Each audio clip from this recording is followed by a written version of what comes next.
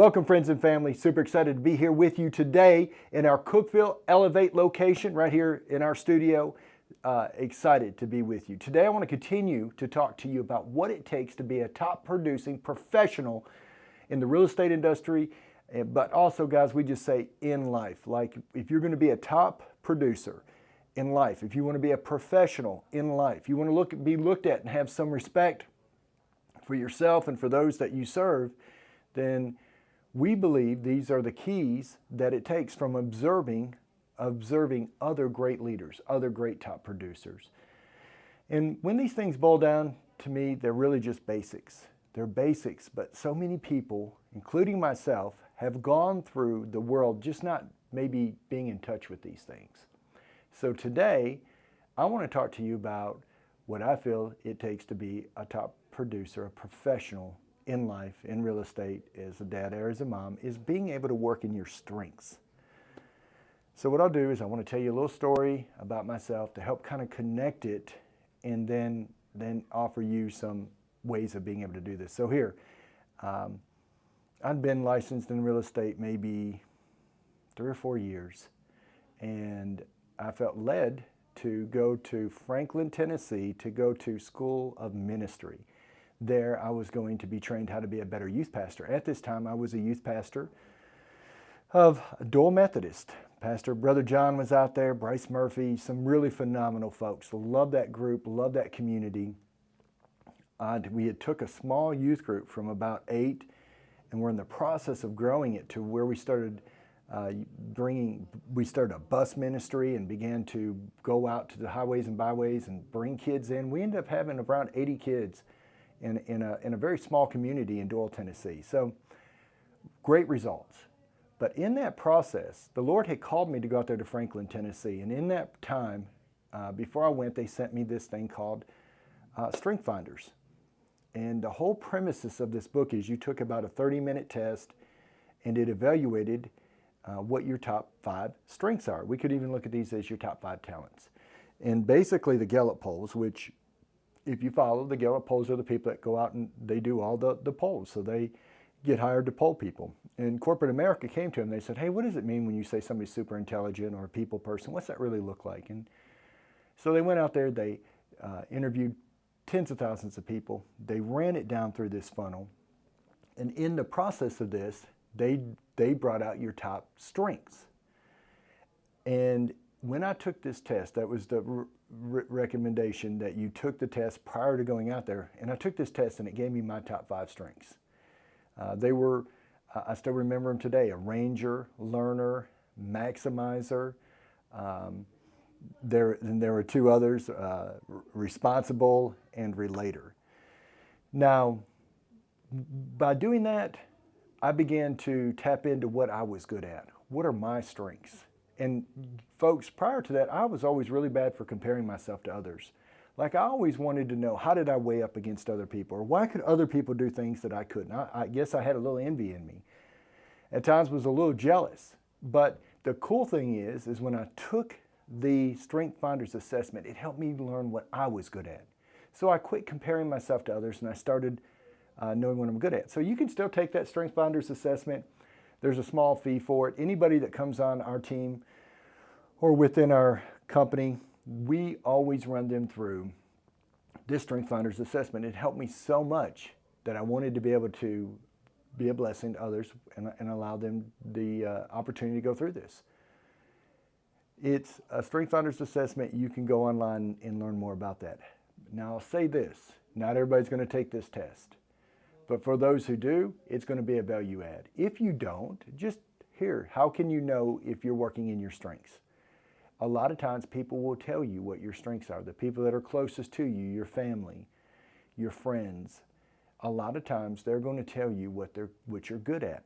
We live in a world that so often focuses on what we're not good at instead of focusing on what we are good at. And I think it's a trick of Satan. I think it's used to tear people down. I think that people probably have a negative bend to them automatically. And so we need to reinforce ourselves with the positive. Let me ask you a question. Shaquille O'Neal, probably one of the best basketball players of all time. What would the NBA league have paid him to shoot three-pointers? Right, not much. But you put that man underneath the basket and you feed him the ball, he dominated. So, you should always play to your strengths, not to your weaknesses. Staff your weaknesses. As we continue to go on in the future, we're going to talk about what it takes to build a team. And one of the most important things you can do in a team is play in your strength. You are the most valuable where you add the most value. Play in your strength and then help find teammates to assist you in your weaknesses. For me, I'm not great with paperwork. I'm not great with details. I showed up at a listing appointment the other day, forgot my computer, and I was in Murfreesboro. So I couldn't very well turn around and get my computer and show back up there to go over the comparative market analysis. So I thought to myself, what do I do? Well, I've been a licensed real estate agent now about 19 years. So I had enough experience to be able to fumble through that. Thankfully, they signed the paperwork and we moved forward with listing their home. But what I am good at is being able to connect with people, being able to relate well with others and help them understand that I'm going to do the very best job I can for them. So that's a strength of mine. But when it comes to the paperwork, when it comes to keeping up with things, I am a mess. And it's okay. You know, the only time I think we really need to focus on working on our weaknesses is when it's a character flaw. If we have a character flaw, and I think we all probably have some of those, but when we have a character flaw, we really do need to work on those.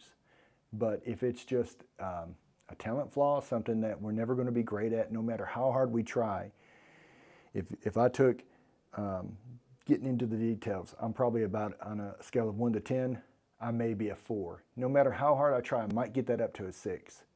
But connecting with people on a scale of 1 to 10, I may be an 8 or a 9. And if I try really hard, I might be able to take that up to a 10. At the end of the day, you want to stay in your strengths. Again, how do you know what those are? Ask people. Ask people who are close to you. Just say, hey, what do you see I'm really good at? Sometimes you don't know. T.D. Jakes said this, I've got 2 eyes. I can see everything out there, but I can't see me. That's the beauty of being a part of a community. It's the part of being a part of a brotherhood, a church, a community. When you're around others that really care about you, they can speak into your life. And hopefully, if you're wise and the right people are speaking into you, you can make the adjustments you need. You can start to work in your strengths and not focus so much on your weaknesses. So I'll never forget, many years ago, we had a great young man, Champion. He came to the office after already probably having about 6 under contract. And he was young, 21 years old. And I never forget, he had enough respect to make a phone call, to meet and talk to me eyeball to eyeball. And he said, Elijah, I like working with you, man, but as far as being in sales, this just does not work for me. People tell me what they're looking for. I go out and find it, bring it back, and then they change their mind. But I do like doing photography. And I still want to work with you in that capacity, but as far as being in sales, that's just not my gig. You know what? Champion knew what his strength was. He knew his strength was in taking care of a task. He did a phenomenal job of going out there, taking great pictures, and we always introduce him as great at what he does. He's a young man, great at what he does. Does great drone, comes in, does great pictures, gets good room measurements. But he knew what his strength was. And even though he was very good at sales, that isn't the area he wanted. He wanted to take care of the pictures, the task side of things. Not the people side, but the task side. And again, as you continue to grow in understanding, sometimes in the DISC is what we call it, DISC training. Some people are more task-oriented, other people are more people-oriented. So you want to be working in your strength. If you're not great at sales, let somebody go out there and sell for you. Find good sales agents. If you're not good at paperwork or task, hey man, find somebody that's really good at that. Let them take care of that part for you. That's how you are the most valuable.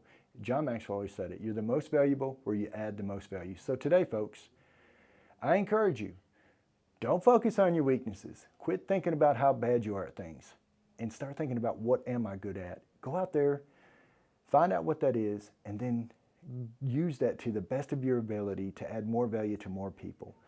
Thank you very much. I hope this helps you in any way. If it does, please like and share and subscribe to our YouTube channel. Thank you.